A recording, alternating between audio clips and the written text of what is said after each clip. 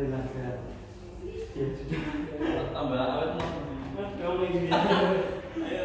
Satu founder apa namanya yayasan sedekah mas Jumroh, sedekah Jumroh. Jadi beliau ini punya gerakan Pak memberangkatkan tokoh-tokoh atau pegiat-pegiat dakwah lah ya, pegiat-pegiat ini untuk berangkat haji umroh. Nah mungkin Mas Daus nanti bisa bercerita lah. Ya ini kan sesinya ta'aruf ya, perkenalan. Jadi biar kita makin ngeklik lah gitu. Amin insyaallah. Nah apa namanya, alhamdulillah sejak kemarin tuh ini Pak Ponco Sri Arianto, beliau ini regional head regional ACT Jatim Mas Daus, yang membawahi regional Jawa Timur dan Bali Nusra sekarang. Kalau ini masih baru kemarin ya Pak ya untuk merangkap Bali Nusranya. Ya, jadi alhamdulillah ya kebetulan Pak Ponco ada agenda di sini dan makanya sekaligus kita kan apa namanya sudah ngobrol lah ya bahasanya, kita ini ada satu frekuensi gitu, ada yang tujuan-tujuan yang insya Allah akan kita capai lah gitu ya Mas Jos ya, termasuk yang kemarin kita sama Abi Asin kita ada ini Pak apa namanya perkebunan kopi itu di Jerbuk namanya, itu berapa hektar?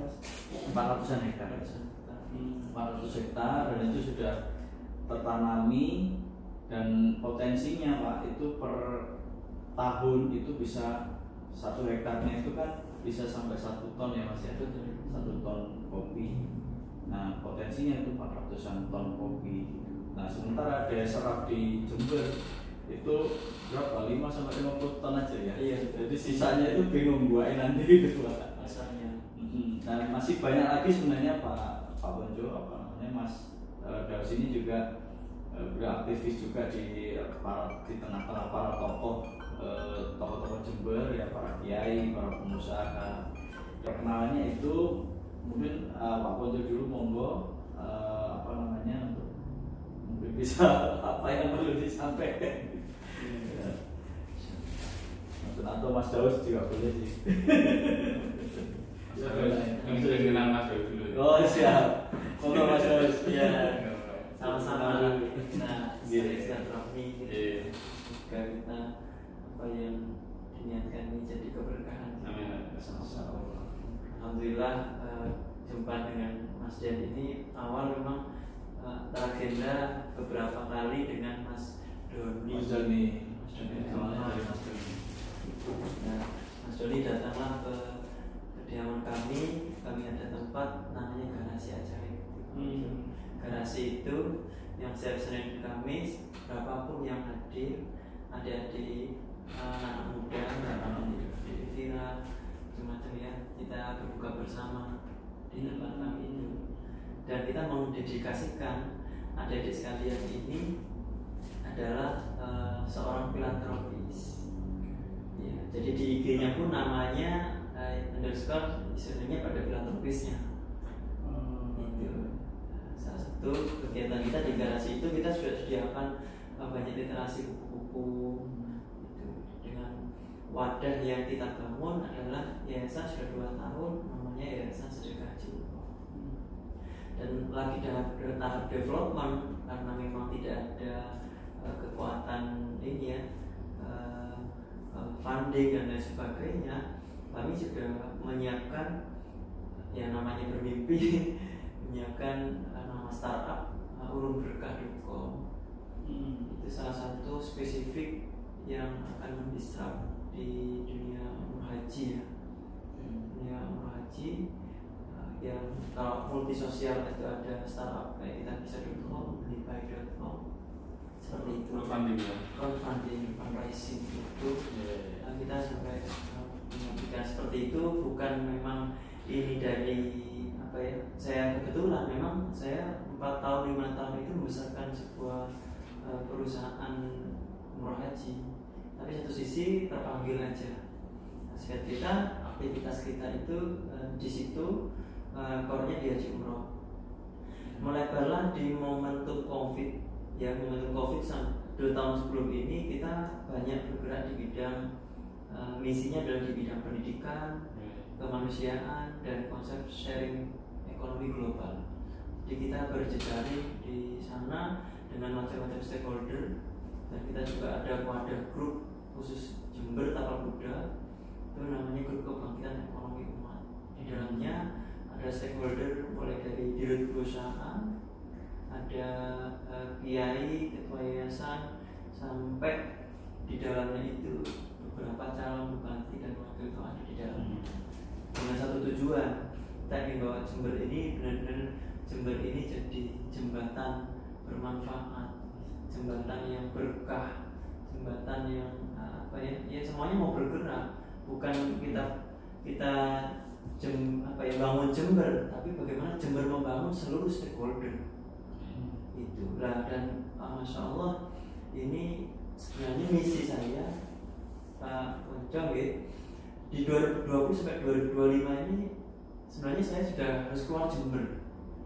Saya harus keluar Jember. Sebenarnya sudah diminta di Balikpapan, di Bogor, di Balikpapan perusahaan gitu.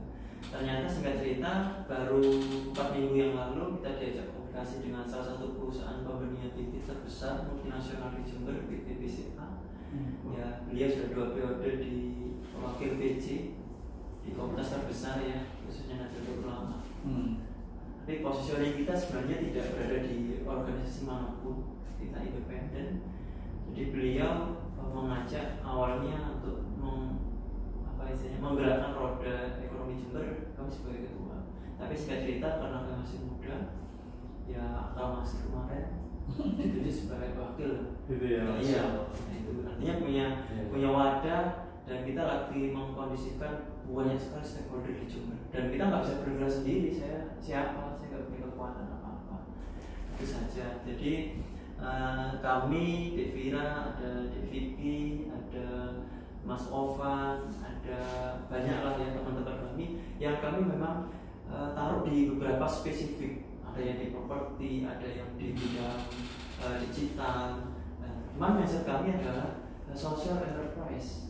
Jadi bagaimana outputnya bukan profit oriented, tapi bagaimana model rumusnya kayak 50% atau 100%, kita harus benar-benar kayak kuantum ikhlas lah. Karena semata-mata tugas kita adalah bukan sukses tapi ikhtiar mengharap ridhonya Allah. Singkat cerita seperti itu Pak Panji. Mau doa restunya lah ini mimpinya yang nggak masuk akal ini. Dan terakhir, insya Allah ini perkembangan aja Mas ya, karena kami bergerak terus, nantinya kita membangun sebuah kekuatannya dengan silaturahmi.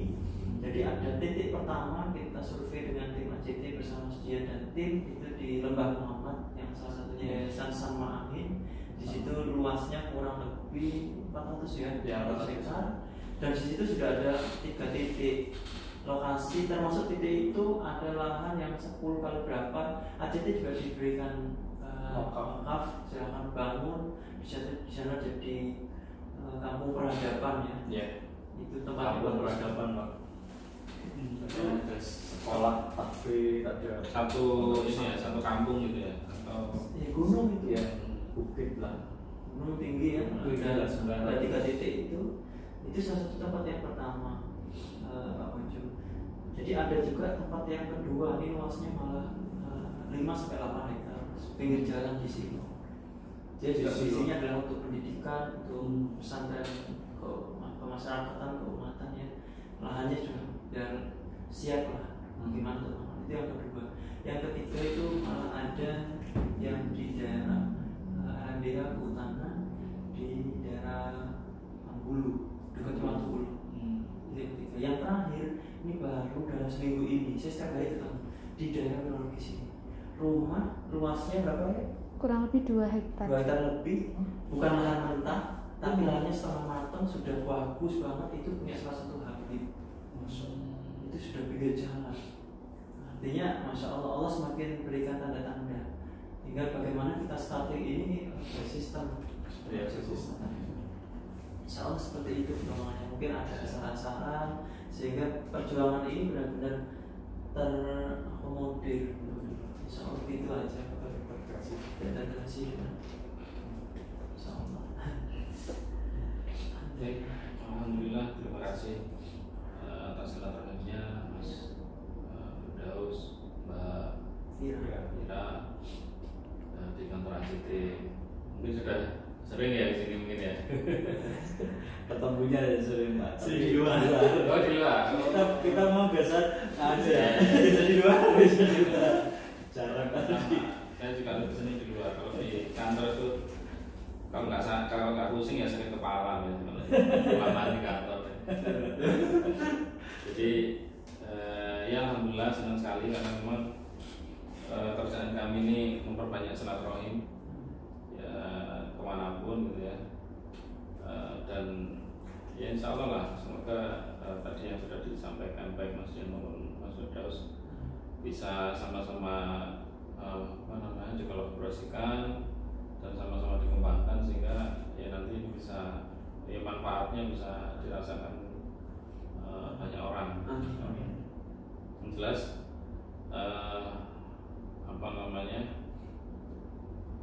kami yang di ACT ya mungkin karena sudah sering ketemu Mas Dian, seorang mungkin sudah tahu lah mungkin ya Mas dan Mas Firdaus. Ya dimana ya core kami memang di selain lembaga kemanusiaan kami juga ada peran lain ya dari sisi pengelolaan zakat, muswakaf, kurban dan lain-lain termasuk relawan yang ini sehingga ya di situ nanti potensi-potensi yang ada di setiap entitas yang ada di ACT dan lain-lain itu bisa dikolaborasikan. Iya. Itu juga Mas Rais menyampaikan ternyata juga ada potensi filantropi, pengelolaan wakaf dan sebagainya itu juga luar biasa.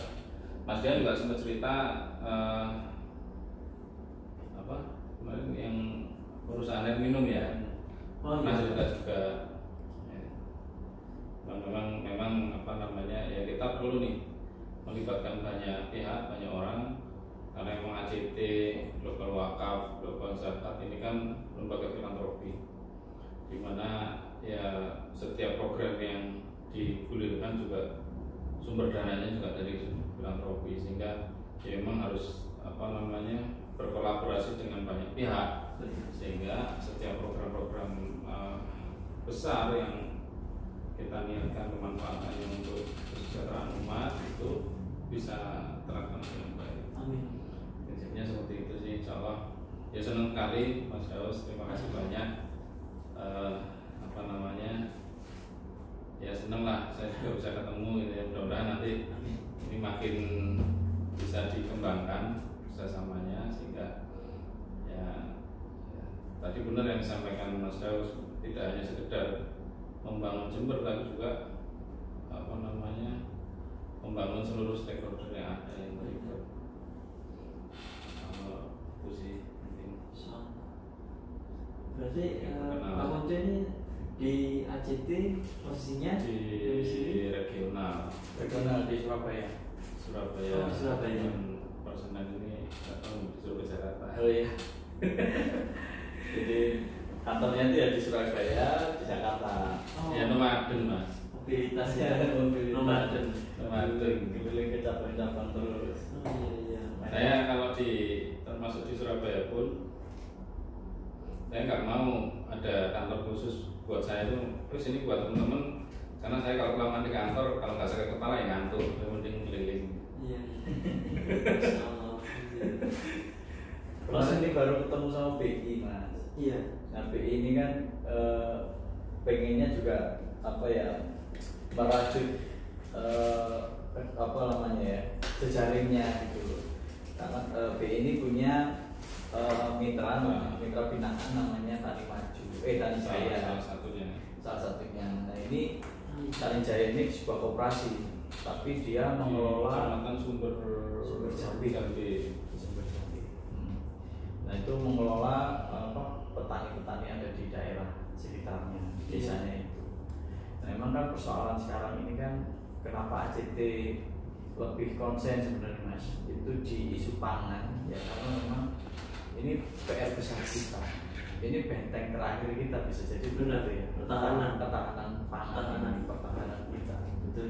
Sekarang kalau sekuat apa ya militer kita kuat misalnya, tapi kalau logistik kita lemah ya pasti akan nggak ada apa-apanya militer kita. Betul. Artinya kita tetap ya saya sangat sepakat ketika Mas Daus dari awal tuh nge-share lahan wah ini harus diselamatkan dan itu jujur Mas di satu sisi itu jadi beban ya, jadi beban. Ini gimana caranya kita harus memang menyelamatkan ini. Dan kedua kita juga harus memikirkan opo sementara musuh-musuh kita itu ngomong dana itu unlimited gitu ya, bisa jogo tukang dindi lah gitu. Nah sementara kita ya emang PR kita harus mempersatukan umat untuk penyelamatan aset-aset umat kita ini ya memang kita harus menyatukan Mas. Betul. Makanya saya sangat sepakat, saya senang sekali ketika ketemu sampean dan ini bisa terkoneksi dengan banyak stakeholder yang ada di Jember ini. Masya Allah kita kalau bisa menyatukan mereka Mas, Masya Allah, Insya Allah cita-cita mulia kita lah gitu ya, Insya Allah akan tercapai dan Allah ridho akan hal itu Insya Allah. Nah begitu Mas Jos. Masya Allah ini Mas Jos ini timnya mudah-mudahan kok Pak. Asli. Alumni Jember juga. Alumni di Jember juga. UNES tapi alumnus. Gak lulus. Jadi sampai semester 6 baru dapat ijazah dulu. Aku ono.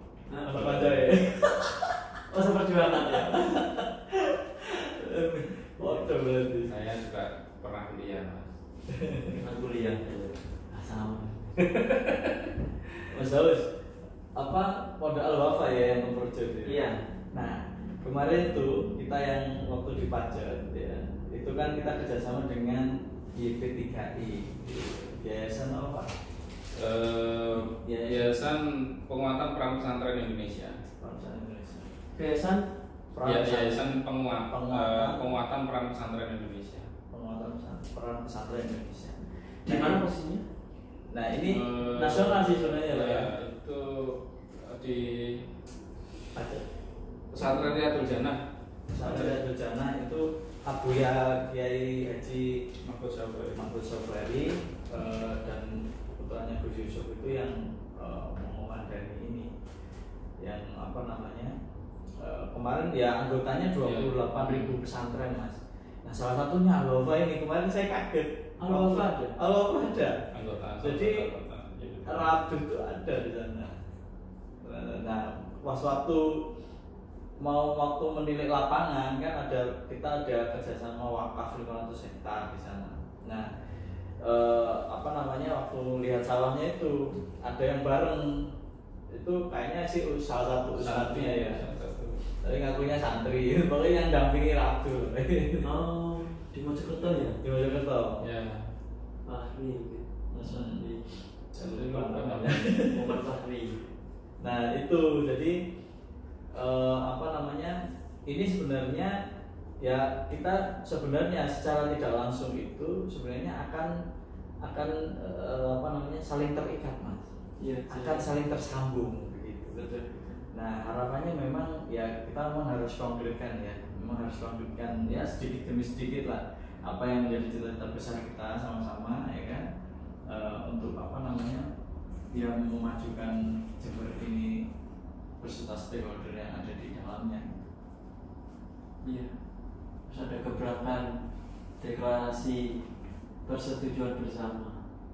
Nah, karena ya artinya langkah kecilnya di mana kita bergerak silaturahmi, bahwasanya kita punya satu tujuan besar yang itu adalah bagaimana membangun sebuah peradaban ya, nggak hanya sebatas peradaban pada fundamental SDM saja, tapi dalam sebuah ranah lingkungan yang bisa kita eksekusi.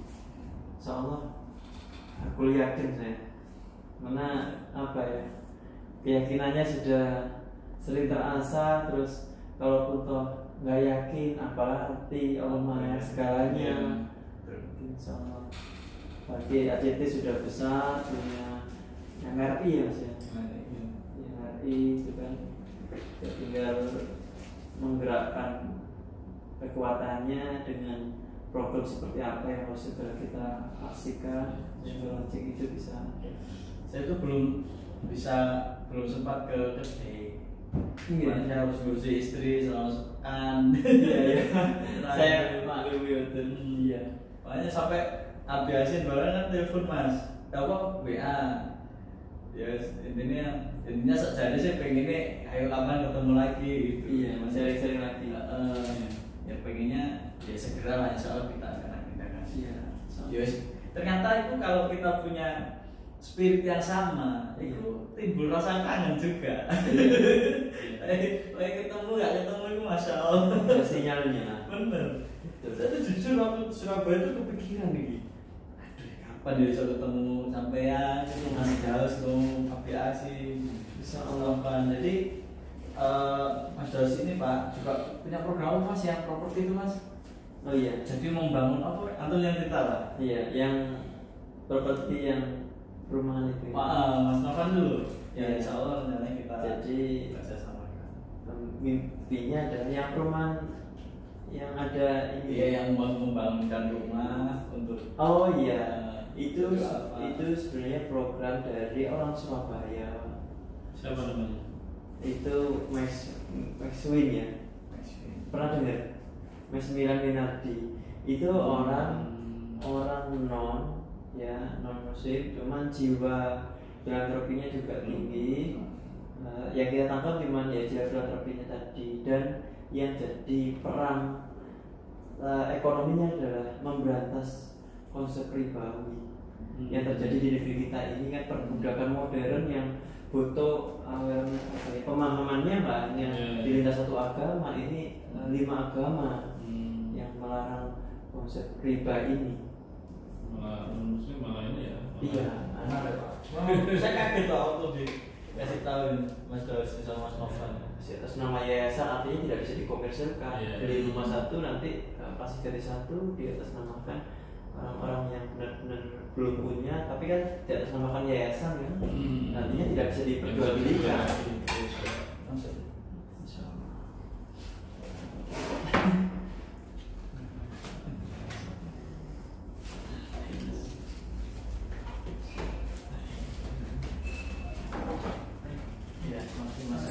Salah satu cita-cita yang sudah.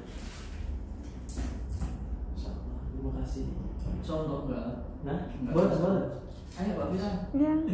Terima kasih. Ya, ini ilmunya Pak Meswin itu ya luar biasa tentang ilmunya ini Ya. juga. Jadi klub ini kan berdiri tahun 94. Dia jual 2000 berapa itu ya. Padahal kondisinya hutangnya 900 miliar. Tapi nilai asetnya 1 T. Ini klub ini. Utang 900, Nilai asetnya di 24 cabang seluruh Indonesia 1 T. 1 T. Nah, tapi realitanya pemilik ini kan tidak bisa melanjutkan lagi. Usianya 84 tahun, anaknya perempuan 2. Singkat cerita, ini yang dilakukan oleh bisnis skala makro, namanya bisnis valuasi. Faktanya, nah ini sharing aja. Semoga kita yayasan harus punya perusahaan. Singkat cerita, ini ditawarkan ke Marco, nggak ada yang ambil, tapi ternyata diakuisisi, dibeli oleh Indofood. Ini ada Indofood. Dibeli Indofood di angka 2,3 triliun. Pertanyaannya, bisa bayarkan nggak lunas? Masih ada sisa susu.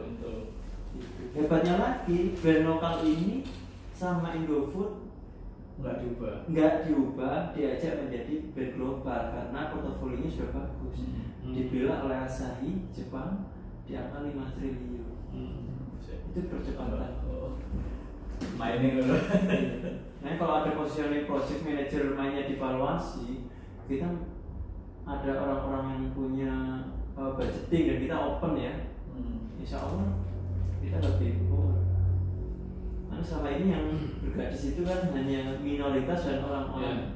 Ya. Mungkin nanti gini Mas, ya bisa kan kalau nggak salah tanggal 22 itu di Malang kita mau bikin event wakaf bisnis forum. Wakaf bisnis forum. Nah nanti monggo lah, mungkin Mas Daus bisa hadir. Ya paling tidak nanti kita bisa ketemu lah dengan, karena yang kami undang ini pengusaha-pengusaha juga, terus narasumbernya juga intinya bahas tentang bagaimana sih wakaf ini jadi problem solver umat ini. Jadi behavior dan ini jadi sumber filantropi utama. Betul. Dan apa namanya wakaf ini makro sifatnya. Betul. Beda dengan zakat. Kalau zakat ini kan mikro. Betul. Dari sisi apa namanya? Kalau dari sisi syariat memang wajib, sama kayak sholat. Zakat. Karena basic ini. Iya. Tapi dari sisi apa namanya problem solver, zakat ini mikro. Karena dari sisi kewajiban mengeluarkannya juga ada batasnya, ada aturannya. Jadi ukurannya rata-rata 2,5%. Iya. Dan itu menunggu nisab dan haul. Terus penerima manfaatnya juga terbatas. Ada 8 asnaf. Sehingga zakat ini sifatnya atau mandatorinya adalah penyelamatan kehidupan. Jadi ya dari penerimanya kan jelas itu 8 asnaf itu kan semuanya di kondisi ya harus diselamatkan hidupnya. Ini emergensi lah ibaratnya, untuk emergensi. Nah, beda dengan wakaf ini secara syariat nggak diwajibkan. Siapapun bisa menunaikan wakaf. Siapapun. Berapapun nilainya. Di badan kecil bisa. Iya. Masya Allah. Ya makanya ini istimewanya wakaf di sini. Allah tidak mewajibkan syariat wakaf karena ternyata ini mandatorinya makro. Beda dengan zakat. Zakat kan yang apa namanya tertentu saja nih yang menunaikan. Hukumnya wajib ya, kecuali zakat fitrah kan setiap jiwa. Kalau zakat mal hukumnya wajib bagi yang sudah memenuhi syarat tadi, nisab dan haul tadi hartanya. Nah kalau wakaf ini siapapun, nggak peduli kaya miskin semuanya bisa berwakaf dan tidak terbatas nilainya. Dan mandatorinya untuk development pembangunan makro. Sifatnya jariah. Betul. Jadi wakaf ini bisa untuk ya kalau skalanya makro ya pengembangan ekonomi umat ya, mulai dari ekonomi mikro sampai makro, sampai membebaskan lahan sawah ya, termasuk membebaskan riba tadi. Kita bikin program kedaulatan pangan, dari situ sumbernya dari wakaf bisa. Bahkan ketika misalnya problem ekonomi umat ini sudah selesai dengan wakaf, bisa ke step berikutnya, wakaf bisa membiayai apapun termasuk pertahanan negara. Benar. Seperti itu. Ini salah satu revolusi ekonomi. Betul. Ya, jadi ketika wakaf dikelola dengan benar, secara produktif, sesuai dengan contoh yang sudah dicontohkan Rasulullah dan para sahabatnya, ya insya Allah ini jadi problem solver. Cuma memang tantangannya sekarang ini masih ya pasca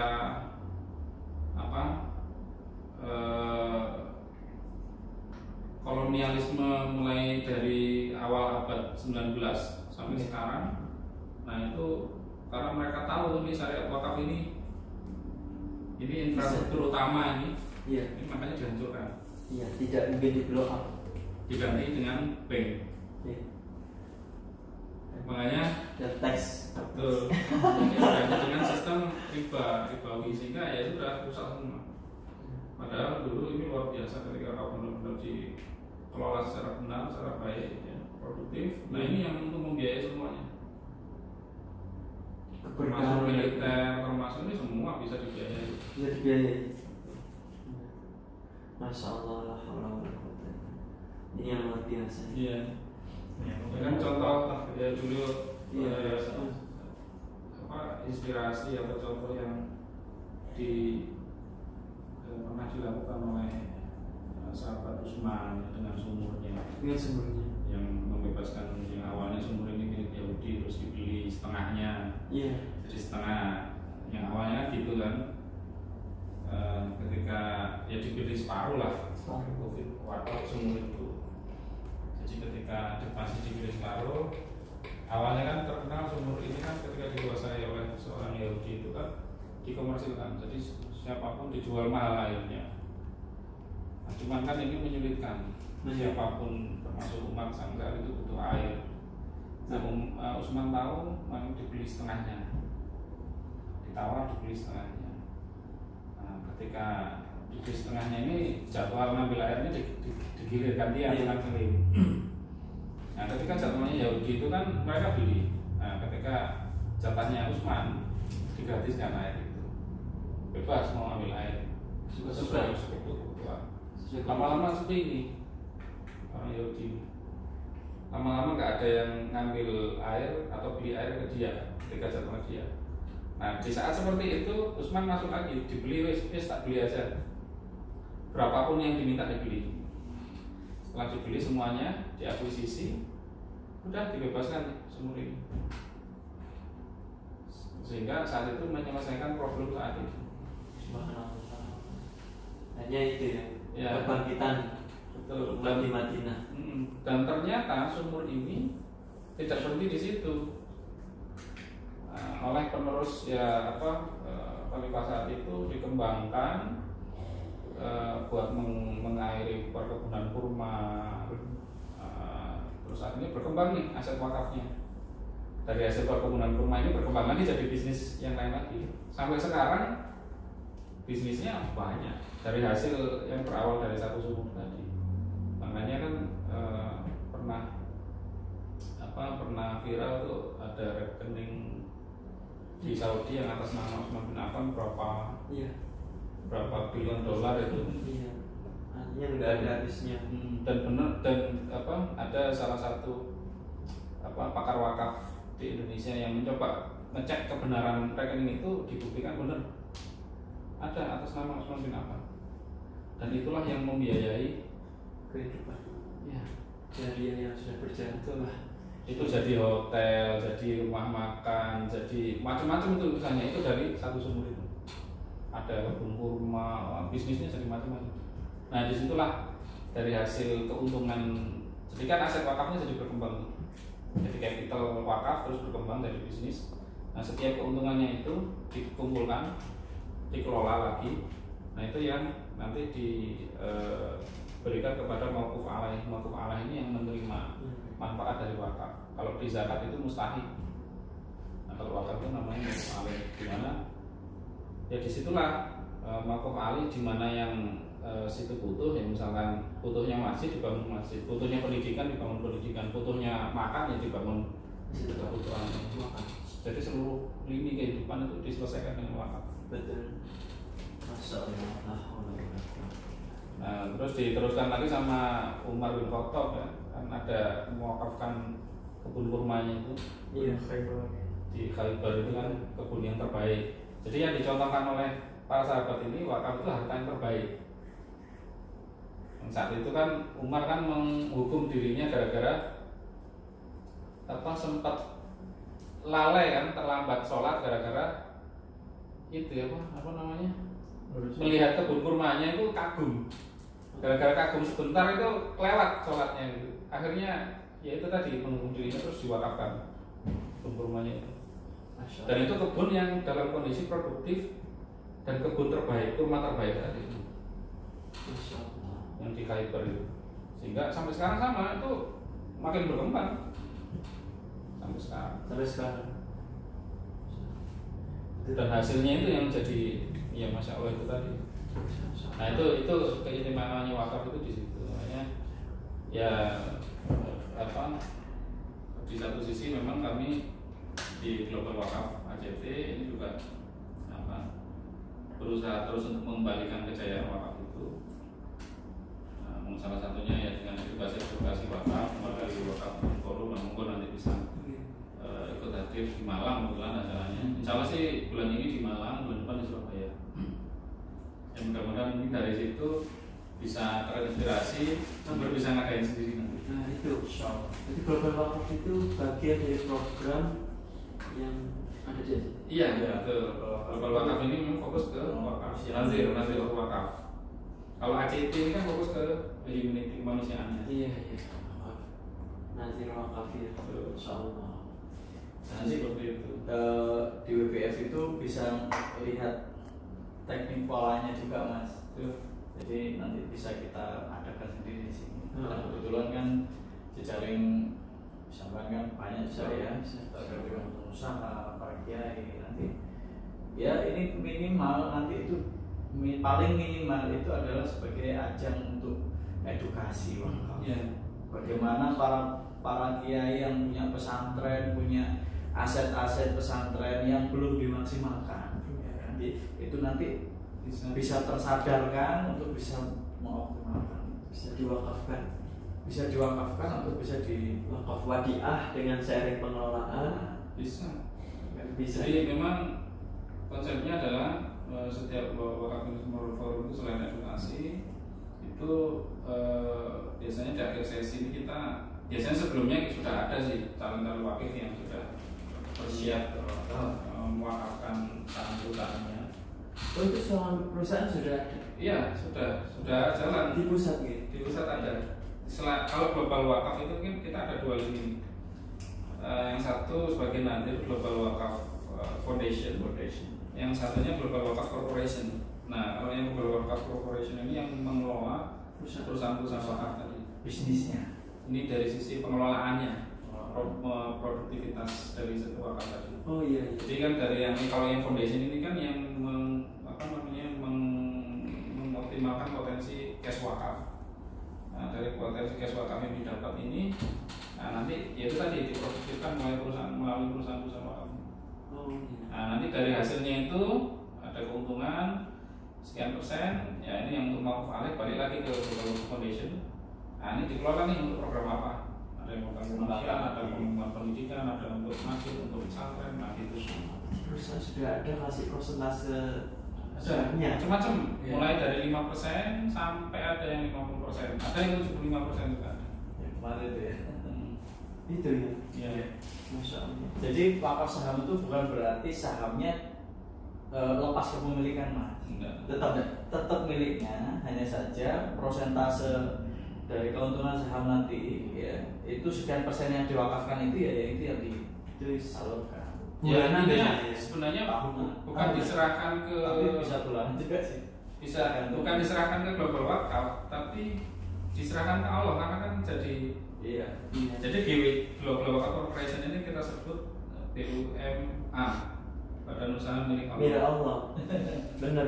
BUMA. Karena spiritnya adalah ya namanya usaha ini kan bisnis ini kan semata-mata apa namanya pasti orientasi profit itu harus ada. Betul. Tapi ketika kita tidak mengambil spirit langit, ini kadang-kadang yang membuat orang lalai lupa. Iya. Tapi ketika bisnis ini secara kepemilikan, ya meskipun belum penuh gitu ya, diserahkan kepada Allah.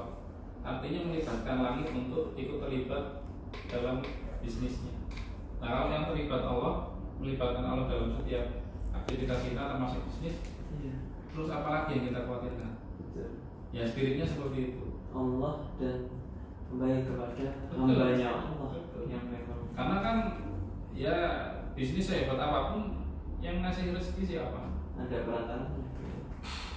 Ya itu spiritnya seperti itu sehingga ya di setiap wakaf bisnis forum itu ya selain wakaf perusahaan, kemarin saya juga sebutkan teman-teman, ini bisa juga jadi forum bisnis matching. Bisa. Jadi di mana misalkan antar pengusaha bisa mungkin mereka kan punya masing-masing punya ini ya usaha bisnis, terus kadang-kadang antar pengusaha bisa saling kolaborasi, misalkan pas ketemu terjadi bisnis matching di situ sehingga bisa saling mengembangkan usahanya. Nah dari bisnis matching ini bisa terjadi akad wakaf juga. Iya.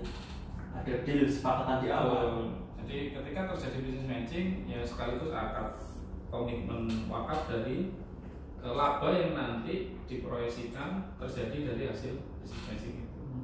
Nanti bisa diakumulasikan akhir tahun. Ini luar